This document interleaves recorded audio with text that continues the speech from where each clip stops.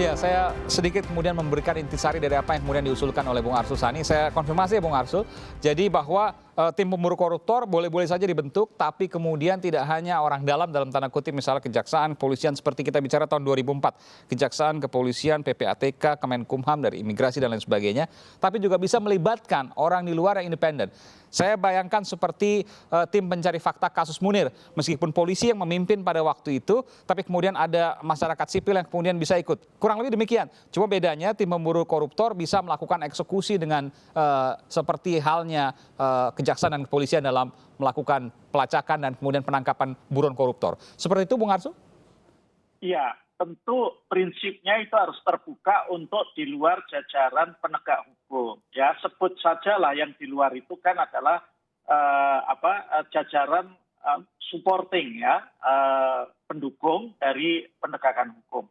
Meskipun tentu kalau kita bicara nanti action menangkap, tentu kan memang ada formalitas yang harus dipenuhi. Betul. Bahwa dia harus pejabat kepolisian atau pejabat kejaksaan atau pejabat resmi pemerintah. Tetapi kan ketika yang bekerja, mengolah, menganalisis, melakukan bahkan menginvestigasi kan bisa siapa saja gitu. Betul. Sepanjang itu bukan jalur yang formal. Kalau yang jalur formal misalnya kepolisian ya pasti akan maunya bekerja dengan kepolisian RI lah kan seperti itu. Kalau yang kejaksaan ya pasti dengan kejaksaan. Tidak bisa kemudian kita kirim misalnya katakanlah Mas Kurnia atau orang dari ICW yang mewakili pemerintah Indonesia, nggak bisa.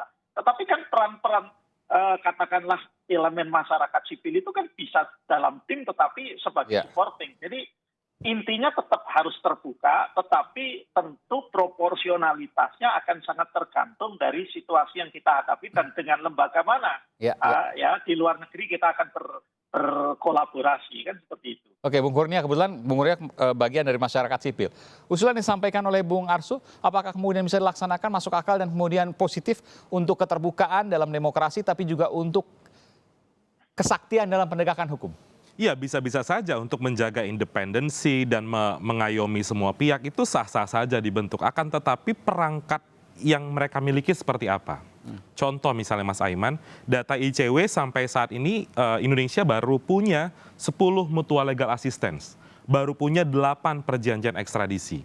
Bagaimana mungkin nanti ketika ada negara yang tidak punya perangkat hukum seperti ekstradisi ataupun ML dengan Indonesia bisa menyerahkan aset ataupun pelaku kejahatan yang menjadi buronan. Maria Pauline Lumowa bisa? Memang bisa menggunakan model pendekatan government to government, hubungan baik. Akan tetapi itu yang seringkali menjadi keluhan penegak hukum. Kalaupun mengandalkan mutual legal assistance misalnya, sudah disahkan misalnya yang hari ini Swiss ya, udah menjadi undang-undang, itu kan harus melalui proses politik lagi. Sudah ditandatangani Indonesia dengan negara terkait harus masuk ke DPR lagi untuk sah menjadi undang-undang. Sebenarnya Mas Aiman, ada satu paket penting undang-undang yang menjadi tunggakan DPR dan juga pemerintah sejak tahun 2012. Apa itu? Rancangan Undang-Undang Perampasan Aset. Saya rasa Pak Arsul bisa menjelaskan hal ini lebih teknis begitu. Ini menjadi paket penting, kenapa? Karena aset hasil kejahatan itu bisa dihadirkan ke persidangan tanpa menghadirkan terdakwa. Kalau terdakwa tidak bisa membuktikan aset ini berasal dari kejahatan, maka harta kekayaan itu bisa dirampas untuk negara. Itu paket penting sebenarnya untuk mendukung upaya pemberantasan korupsi. Karena korupsi tergolong sebagai financial crime, kejahatan ekonomi, sehingga kita tidak bisa memakai pola pikir membawa pelaku korupsi datang ke Indonesia, akan tetapi aset kejahatannya tidak. Catatan tadi Kompas menarik. Catatan ICW juga 40 buronan sekarang masih tersebar di seluruh dunia. Saya ambil contoh kecil saja. Samsul Nur Salim dan Icih Nur Salim. Kerugian negaranya 4,58 triliun. Bagaimana mungkin kerugian negara ini tidak diperoleh kembali oleh Indonesia, sedangkan perangkat hukumnya tidak ada, tidak disiapkan. Nggak bisa sampai sekarang? Sampai sekarang tidak bisa. Tapi itu dengan menjadi dengan rancangan undang-undang perampasan aset itu, walaupun yang bersangkutan, karena yang bersangkutan sekarang buron, asetnya bisa diambil oleh negara. Aset itu bisa dijadikan objek di persidangan. Dan saya juga bertanya kepada Pak Arsul, kenapa undang-undang ini tidak kunjung disahkan? Oke, langsung Pak Arsul, kenapa Pak Arsul? Sudah 8 tahun undang-undang ini ada di prolegnas DPR. 8 tahun? 8 tahun. Oke, Pak Arsul 2 periode di Komisi 3, silakan Pak Arsul.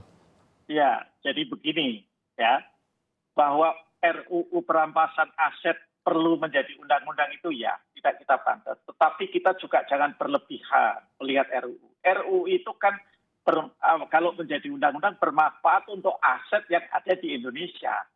Yang kita sedang bicarakan ini kan memburu koruptor yang ada di luar negeri dan asetnya Nggak bisa dengan RUU itu, Pak Arsul?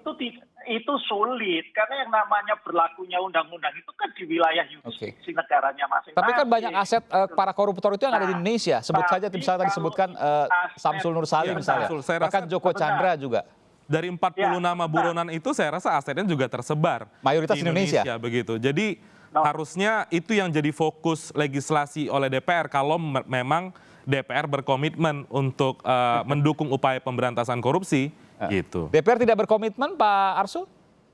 Yang berkomitmen itu ICW lah, itu melalui berbagai media yang jelas gitu ya. Kalau DPR bagi ICW tidak berkomitmen. Begini Mas Iman ya, yang namanya RUU perampasan aset itu ya, itu di dalam prolegnas disepakati sebagai inisiatifnya pemerintah. Karena ini memang lebih kebutuhannya eksekutif. Jajaran penegak hukum itu kan ada di tempatnya eksekutif ya.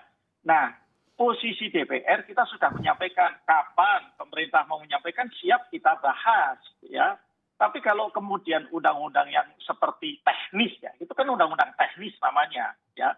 Kok DPR yang kemudian berinisiasi memang ya kurang pas ya. Tetapi katakanlah kalau nanti sampai satu titik ya pemerintah tidak juga ya tidak tertutup kemungkinan kita minta. Jadi maksudnya pemerintah nggak ngajuin nih Pak Arsul. Bolanya ada di pemerintah, DPR sih siap-siap aja begitu ya?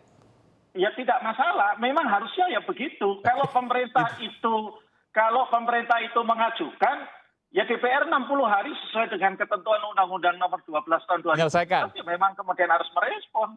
Ya itu makanya DPR dan pemerintah itu lebih fokus pada misalnya ya revisi Undang-Undang KPK. Bayangkan paket penting pemberantasan korupsi seperti rancangan Undang-Undang perampasan aset ya, bisa 8 tahun menjadi tunggakan di DPR, sedangkan proses revisi Undang-Undang KPK hanya ditempuh kurang dari 15 hari. Ini yang menjadi problem kita hari ini begitu. Jadi tidak usah berangan-angan sampai tim pemburu koruptor dan lain-lain, sedangkan perangkatnya saja tidak dimaksimalkan oleh eksekutif dan juga legislatif begitu.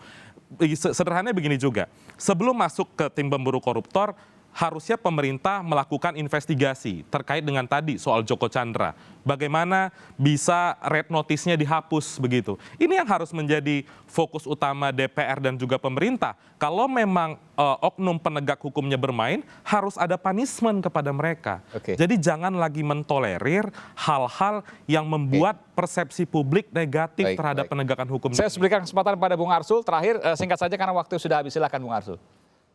Ya saya sepakat RUU itu harus jadi prioritas. Posisi kami adalah posisi menunggu. Dan ya tidak ada masalah kalau kita harus sama-sama desak kepada pemerintah. Ya. Tetapi itu tadi semuanya memang harus kemudian kita buka termasuk juga wacananya. Nggak usahlah ditarik-tarik kembali ke RUU KPK. Rupanya dengan revisi Undang-Undang KPK ini teman-teman ICW agak susah ini dengan KPK sekarang aksesnya. Kan itu aja persoalannya. Bukan hanya ICW, tapi masyarakat juga banyak kemudian dari hasil Litbang Kompas yang menyayangkan soal itu. Meskipun sudah terjadi, tentu ini menjadi PR. Soal itu ditanya dong sama pimpinan KPK yang sekarang. Tugas kami kan memilih, bukan kemudian tugas kami ikut mengerjakan pekerjaan mereka. Begitu. Baik. Kalau nanti dinilai tidak bagus, ya kita beri dong kami. Ya bahan evaluasi seperti apa yang harus kami lakukan. Intinya dari dialog ini terbuka bahwa ada satu RUU yang seharusnya segera diselesaikan, itu RUU perampasan aset. Ya, benar. Dan nanti kita akan tunggu sama-sama, termasuk juga Bung Arsul dan kawan-kawan di DPR terkait dengan komitmen pemberantasan korupsi, apa kemudian masalahnya, termasuk juga pihak pemerintah harus fair juga kemudian untuk menyinggung masalah ini. Terima kasih Bung Arsul Sani, Komisi 3 DPR RI dari fraksi Partai Persatuan Pembangunan, dan juga Bung Kurnia Ramadana dari Indonesia Corruption Watch. Terima kasih atas informasinya.